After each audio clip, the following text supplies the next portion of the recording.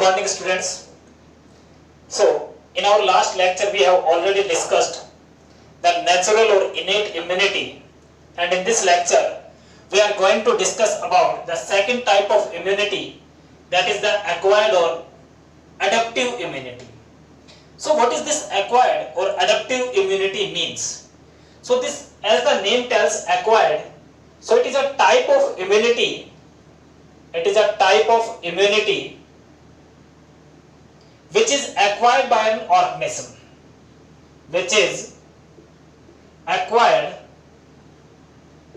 by an organism, which is acquired by an organism during his lifespan, during his or her lifespan. So it is a type of immunity which an organism acquires or which an organism develops during his lifespan. That means it is not present from the time of birth. Secondly, this type of immunity, it specifically recognizes and then it selectively eliminates the particular type of pathogen that is responsible for causing some specific disease in human beings. So we can say this type of immunity, it is a specific type of immunity. A specific type of immunity. Why it is a specific type of immunity? Because this type of immunity, it specifically recognizes and then selectively kills or eliminates some pathogen from our body. That means this type of immunity, it is responsible for preventing some specific type of disease, and that's why it is known as specific type of immunity. Now, this specific type of immunity, it is characterized by a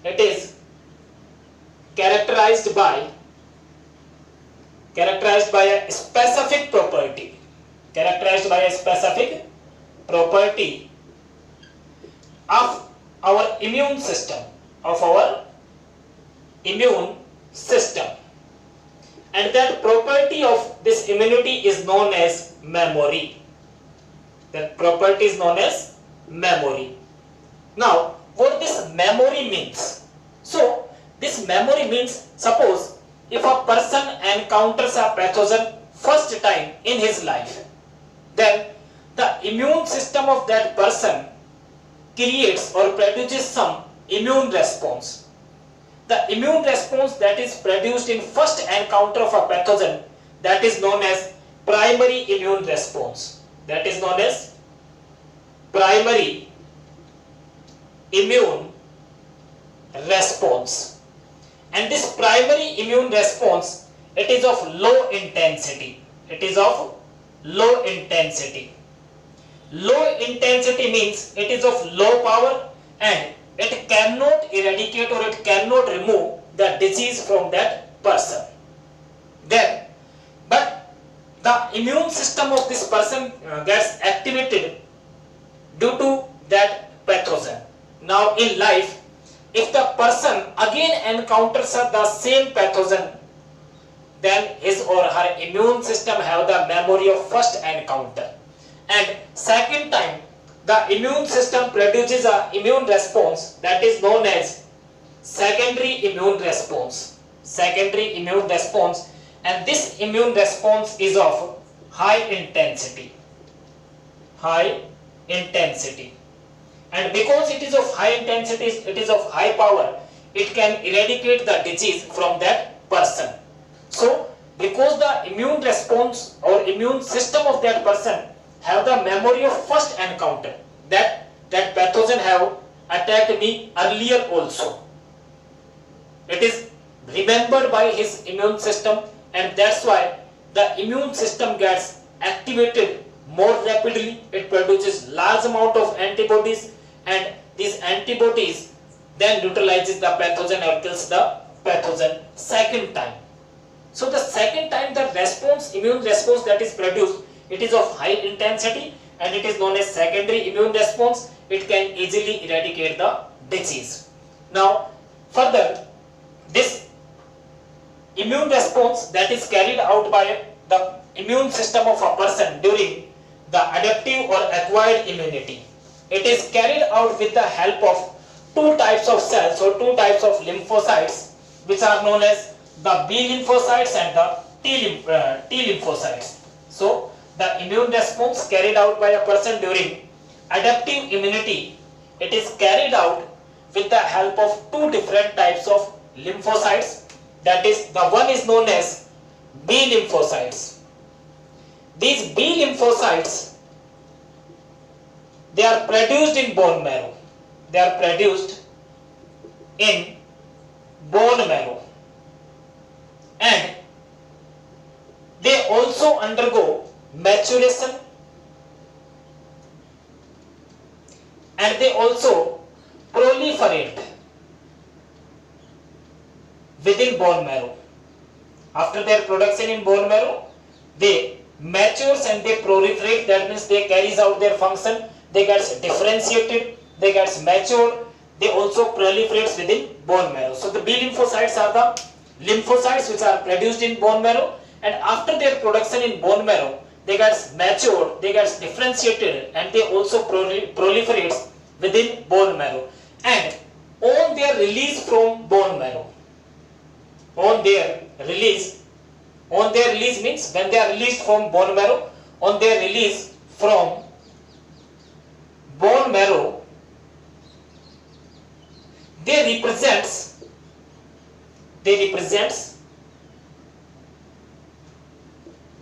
a antigen binding protein, on their surface, and this antigen binding protein on their surface is called as or is known as antibody. It is known as antibody. So on their release from bone marrow, this B lymphocytes represents an antigen binding protein on their surface, and that antigen binding protein is known as antibody. So suppose this is our B lymphocytes. When they are released from the bone marrow, they represents a antigen binding protein on their surface, and this antigen binding protein on their surface, it is known as antibody. Usually this antibody, it is a Y-shaped structure. So when these B lymphocytes are released from the bone marrow, they represent a antigen binding protein on their surface, and this antigen binding protein present on their surface, it is known as antibodies. So these are the antibodies. When some antigen comes, the antigen binds here at this region. So when antigen comes, it binds at this terminal of this antibody. So these are antigen binding proteins which are known as antibodies. Secondly, the T lymphocytes. The second is T lymphocytes. The T lymphocytes, though they are produced in bone marrow, but for their maturation, they migrate to thymus. For their maturation, they migrate to thymus, and the name represents, that is T from thymus. These T lymphocytes, they themselves cannot produce the antibodies. But they helps in the production of antibodies to B lymphocytes. So B lymphocytes are produced in bone marrow. They matures in bone marrow, they differentiates in bone marrow, they proliferates in bone marrow, and when they are released from bone marrow, they represent an antigen binding protein on their surface, and these antigen binding proteins are known as antibodies. Secondly, the T lymphocytes. These T lymphocytes, though they are produced in bone marrow, but for their maturation and proliferation, they migrate to thymus. And these T lymphocytes, they themselves cannot produce antibodies, but they help B lymphocytes in the production of antibodies. Now we will discuss the structure and the types of antibodies. So this is our antibody structure, and these antibodies, these are usually the glycoproteins. These antibodies are glycoproteins which are made up of 4 peptide chains. They are made up of 4 peptide chains, and they are also known as immunoglobulins. So because they are known as immunoglobulins, so they are represented by Ig letter, that is immunoglobulins. Now each antibody, it is a Y-shaped structure as you are looking here, and it consists of 2 different types of chains, that is 2 long and parallel chains, this chain and this chain. The 2 long parallel chains, they are known as heavy chains. They are known as heavy chains. So here is one heavy chain, the another heavy chain is this. So it consists of 2 long parallel heavy chains, or 2 long parallel chains which are known as heavy chains, and 2 small chains which are known as the light chains. Light chain. So one light chain is here, the another light chain is this.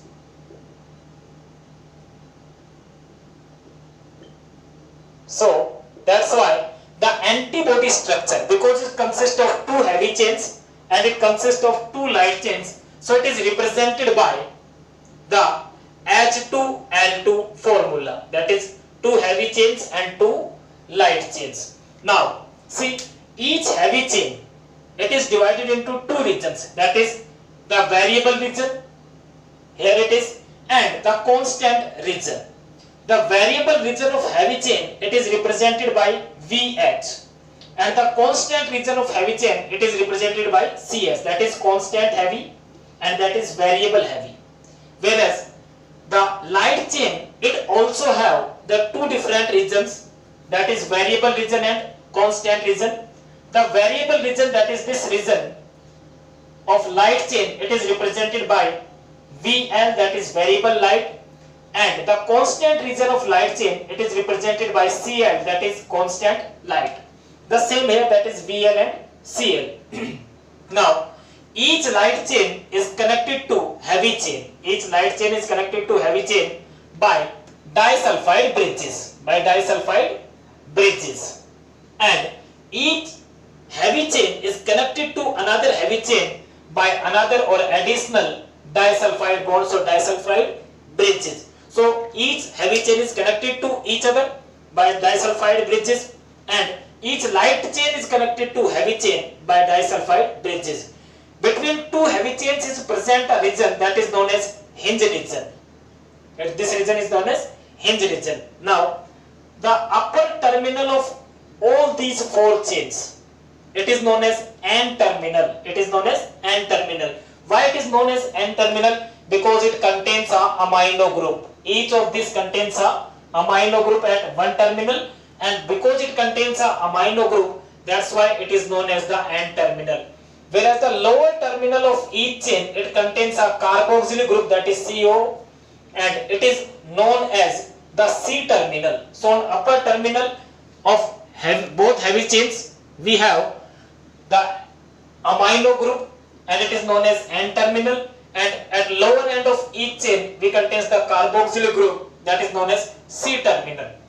Now further, the antigen always binds at N-terminal of a antibody. At N-terminal of a antibody, always a antigen binds. So this antibody, it have a Y-shaped structure. It is made up of 4 peptide chains. It is also known as immunoglobulin, known as Ig, that is because it contains 2 heavy chains and 2 light chains, that why it is represented by the H2L2 formula. Now we will discuss the different types of antibodies present in our body. So we have 5 different types of antibodies present in our body, that is Ig, immunoglobulin M, immunoglobulin A, immunoglobulin E, immunoglobulin G, and immunoglobulin D. How you can remember this? That is for MA EG नहीं है इसलिए D grade I, MA EG नहीं है इसलिए D grade I. सभी types के A, M, A, E, G, D सभी के आगे Ig लगाना है, that is for representing the immunoglobulin.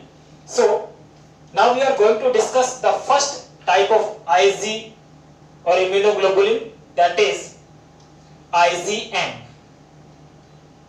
This IgM, it is the first antibody class. It is the first antibody class that is produced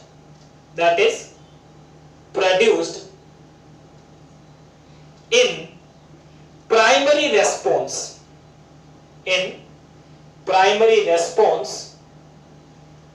to some antigen. So when any antigenic substance or pathogen that first time enters in your body, at that time your immune system gets activated and it produces the immunoglobulin M or IgM antibody. Secondly, this IgM, it constitutes 0.002% of all antibodies which are present in your body. So whatever amount of antibody present in your body, out of that, the 0.002% is IgM antibody. And the molecular weight of IgM is 970 kilodalton. So the molecular weight of this antibody is 970 kilodalton. So you have to remember these 3 points. That is, it is the first antibody class that is produced in primary response to some antigen. It constitutes 0.002% of all antibodies present in your body. Third, its molecular weight is 970 kilodalton. Next thing, it is also the first antibody class. It is first antibody class produced by neonates. Neonates means the newly born baby. So the first antibody that is produced by neonates or newly born baby is the IgM. It is the first antibody produced in primary response. It is the first antibody produced by the neonates. Its molecular weight is 970 kilodalton and it constitutes 0.002% of all the antibodies present in our body. Next, we will discuss the second type of antibody, that is our IgA antibody or Ig immunoglobulin A. That is, the second is IgA immunoglobulin A or antibody A. So this IgA, it is produced or it is present, we can say, it is present in external secretions of our body. External secretions means it is present in sweat, it is present in tears, it is present in saliva, it is present in breast milk, it is present in colostrum, and it is present in blood. So this IgA antibody, it is present in external secretions, that is in sweat, tears, saliva, breast milk and colostrum and blood. Now see, because this antibody is present in large amount in colostrum, colostrum is the milk that is produced by mother just after the pregnancy. That means it is the first time milk produced by the mother just after the pregnancy. And because this colostrum contains the large amount of IgA antibody, so this colostrum is said to be the boon for a child. This colostrum is a boon and it must be given to the child to improve its immune system. Now next, this IgA, it constitutes near about 10 to 15% of all antibodies present in our body. It constitutes the 10 to 15% of all antibodies present in our body. Next, its molecular weight is near about 385 kilodalton. So the 4 points you have to remember, 4 points about it, that is, this IgA present in external secretions such as sweat, breast milk, saliva, tears, blood and colostrum. You you have to remember this colostrum point, because about this the questions have been asked. Why the colostrum is given to the baby? Because it contains the IgA antibody that provides immunity to body or baby. Now next, this IgA antibody, it constitutes 10 to 15% of all antibodies present in our body, and its molecular weight is 385 kilodalton. Now we are going to discuss the third type of antibody, that is IgE antibody. As the name implies, IgE, you can remember this E for allergy, though the spelling of allergy starts from A, but you can remember this for E for allergy.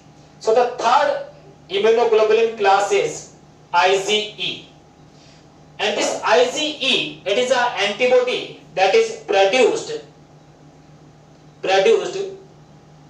during allergic reactions. So it is produced during allergic reactions. You can remember this allergy with E. So IgE is the class of immunoglobulin or antibody which are produced in allergic reactions. Further, its molecular weight is near about 14 kilodalton, and it constitutes 5 to 10% of all antibodies present in our body. So you have to remember 3 points, that is IgE, it is an antibody produced during allergic reactions, its molecular weight is 14 kilodalton, and it constitutes 5 to 10% of all the antibodies present in our body. Now the fourth type of antibody,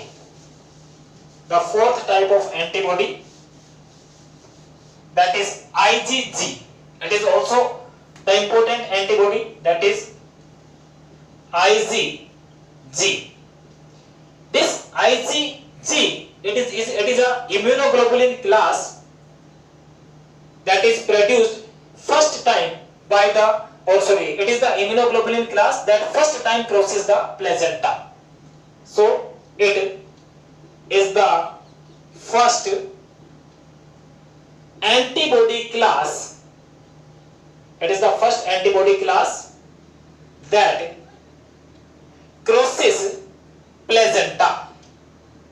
that crosses placenta, and enters in fetus, that is the baby present in mother's uterus, fetus, from mother, and it is responsible for providing the immunity to the fetus. So IgG is the first antibody class that crosses the placenta and reaches to the fetus present in mother's uterus, and it is responsible for providing the immunity to the baby or fetus.